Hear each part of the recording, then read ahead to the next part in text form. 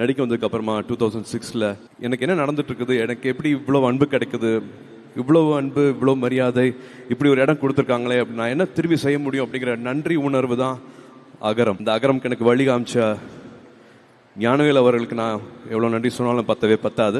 தங்கைகளா தம்பிகளா 15 வருஷம் ஆயிடுச்சு விதையை. அந்த உணவு, உடை, இடம் இது எல்லாமே அடிப்படை தேவைன்னா அதே மாதிரி அடிப்படை தேவை கல்வி அப்படிங்கிறத நாங்கள் புரிஞ்சுக்கிட்டோம். அந்த கல்வியை கொடுத்துட்டா மற்றது எல்லாமே அவங்களே செஞ்சுப்பாங்க அப்படிங்கிறத அப்பவே உணர்ந்தோம். எப்படி இதை செய்ய போறோம், எப்படி இதை சரியா செய்ய போறோம் அப்படின்னு தேடிட்டு இருக்கும் போது கிராஸ் ரூட் லெவலில் போய் நம்ம அதை கற்றுக்கலாம், உண்மையாக என்ன நிலவரம், என்ன நடந்துட்டு இருக்கு அப்படிங்கிற கற்றுக்கலாம் அப்படிங்கிறதுக்காக ஒரு பழங்குடி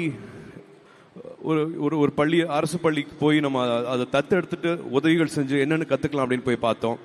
அப்போ தான் அங்கே 6ஆவதுலேருந்து 12ஆவது படிக்கிற மாணவர்களோட குடும்ப சூழல், அவங்க வாழ்வாதார சூழல், அவங்க எந்த நிலைமையிலேருந்து படிக்க வராங்க, எதனால் பாதியிலே படிப்பை விடுறாங்க, என்னென்ன பிரச்சனைகள் அங்கே நடக்குது அப்படிங்கிறத நேரடியாக அங்களால் பார்க்க முடிஞ்சுது.